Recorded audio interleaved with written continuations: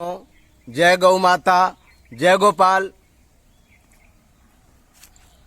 सदा स्वस्थ और निरोग सुखी रहकर अपने पूरी आयु को भोग कर विदा होने का पृथ्वी लोक से आज हम आप सबके बीच में एक यूनिक सूत्र लेकर आए हैं जो हम सबके जीवन में सदा स्वस्थ और सुखी और निरोग बनाएगा। सभी प्राणियों को सुखी और स्वस्थ और निरोग रहने की कामना रखते हैं, लेकिन उसके सूत्र के विषय में किसी को ज्ञान नहीं। बहुत ही निर्मल सूत्र है, बहुत ही सरल सूत्र है, बहुत ही सच्चा सूत्र है। जिस डाली में फल लग जाता है वह डाली झुक जाती है, यही हमारा मूल सूत्र है। आपको बता दें कि जैसे ही जिस डाली में फल लग जाता है वह पौधा झुक जाती है। जीने का मार्ग हमें हमारी जिह्वा ही बताती है। जीने का मार्ग हमारी जिह्वा ही बताती है कि हमें कैसे जीना चाहिए। और अगर हमारे जैसे अगर जीने का जो निर्मल सूत्र है उसको अगर हम फॉलो करें तो हम कैसे स्वस्थ और कैसे सुखी और निरोग रहेंगे।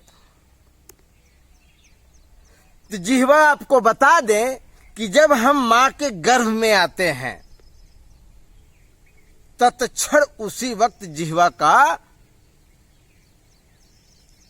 जन्म हो जाता है हमारे शरीर में। और दांत कब आता है? हमारे जन्म के बाद। वह भी 7 महीना, 6 महीना, 8 महीना, 9 महीना, 10 महीना, 12 महीना बाद आता है। और वह कब विदा हो जाता है पृथ्वी से, हमारे शरीर से? जैसे ही हमारा प्राण छूटने के 10, 20 साल, 40 साल पहले ही दांत का नाश हो जाता है। क्यों? दांत का क्यों नाश हो जाता है और जिह्वा हमारे साथ बनी रहती है, क्यों? इसे समझने का विषय है कि दांत जन्म के बाद आता है, मृत्यु के पहले ही चला जाता है। हमें विदा होने के हमारे शरीर का से ही विदा हो जाता है, टूट जाता है 30 साल 40 साल पहले ही। और जिह्वा जीभ हमारा जैसे ही माँ के गर्भ में जन्म होता है तैसे ही जीभ का अवतरण हो जाता है और जीभ हमारे मृत्यु के बाद भी रहती है। आपको बता दें जीभ का कभी नाश नहीं होता, जिह्वा का कभी नाश नहीं होता। क्यों? क्योंकि वह नरम है, मुलायम है। और आप कड़वा खाते हैं, मीठा खाते हैं, तीखा खाते हैं, इस प्रकार का भोजन आप कर लेते हैं कि आपके कान से धुआं निकलने लगता है, ब्रह्मांड उड़ने लगती है, आंख से आंसू बहने लगता है, नाक से पानी निकलने लगता है, कुछ समझ में नहीं आता। इतना तीखा हम खा लेते हैं, फिर भी जीभ बेचारी सहती है। जीभ परपरा उठता है लेकिन फिर भी जीभ सहती है और सहने के बाद मुझे रस प्रदान करती है, स्वाद का रस प्रदान करती है, जायका का रस प्रदान करती है।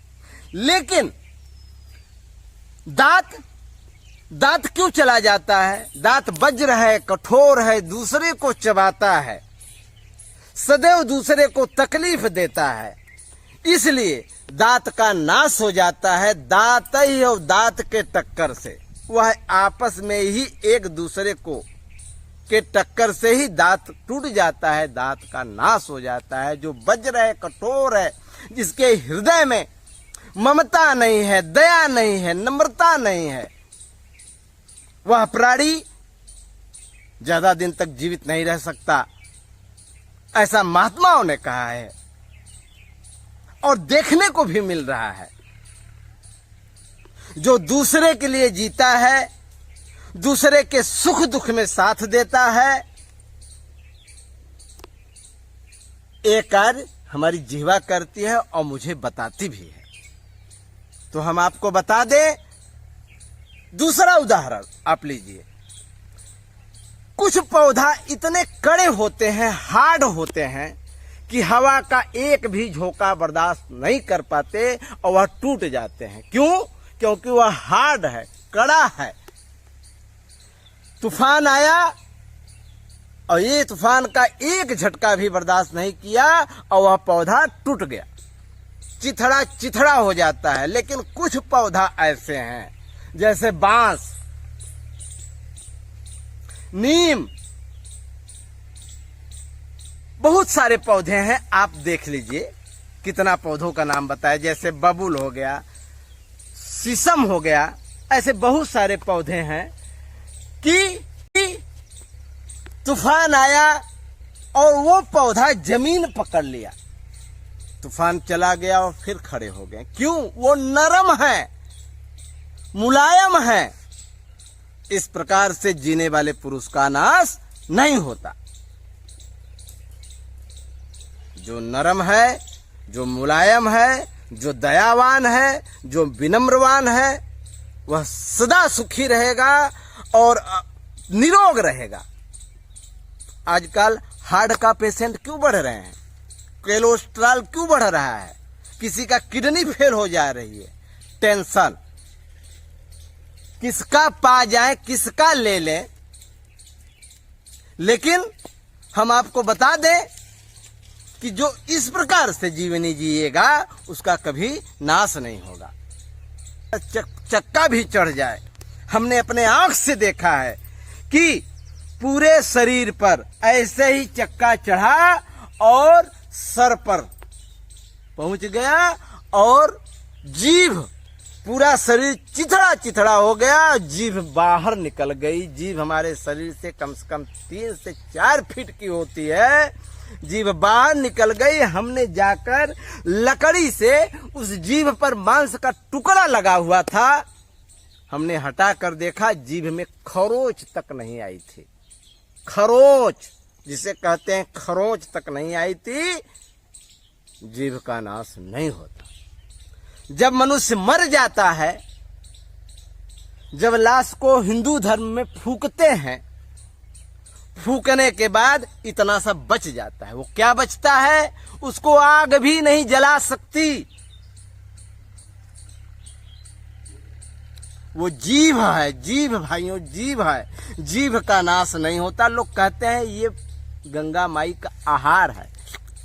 आहार है, हम मान लेते हैं आहार है, लेकिन नहीं, वो जीव है, उसको आग भी नहीं जला पाई। तो हम उसको क्या करेंगे? माँ गंगा को सौंप देते हैं, आपका ही आपको। इसलिए जो निर्मल भाव से, दयावान भाव से, विनम्र भाव से जो जीवनी जीता है, जो दूसरों को सुख दुख में साथ देता है, दूसरे के दुख को देखकर दुखी होता है, दूसरे के सुख को देखकर सुखी होता है, ऐसे पुरुष को कभी किसी चीज की कमी नहीं होती और सदा निरोग रहता है। यही हमारा निरोग रहने का और सदा स्वस्थ रहने का और सुखी रहने का, पूरी आयु को इस धरा पर से भोग कर विदा होने का ये सूत्र। हम आशा करते हैं कि आप सब भी दयावान बनिए, निर्मल बनिए, भगवान का भजन करिए, अपने बाल बच्चा में रहिए, दूसरे के सुख को देखकर सुखी होइए, दूसरे के दुख को देखकर दुखी होइए, सबके सुख दुख में साथी बनिए, सबका सहयोगी बनिए और अपना कार्य करिए और आगे बढ़िए। धन्यवाद।